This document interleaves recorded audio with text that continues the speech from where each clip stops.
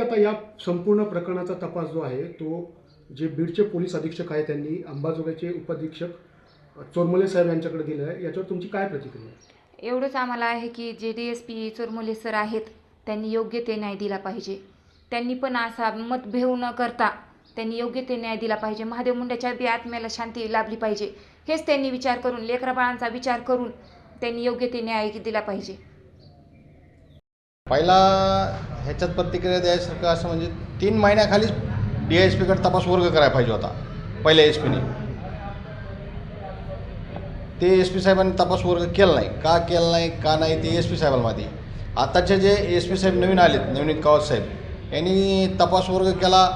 आता हे DSP साहेब जर आम्हाला न्याय दिला तर त्यांच्यासाठी आम्ही कधी बी हे खूप प्रयत्नशीलच आहेत. सुरुवातीपासून तुम्ही या प्रकरणात आरोपी अटक करावं, तो तत्काळ आम्हाला न्याय द्यावा. आरोपी कोण आहेत, मेन जे आरोपी ते अटक करावं DSP साहेबांनी.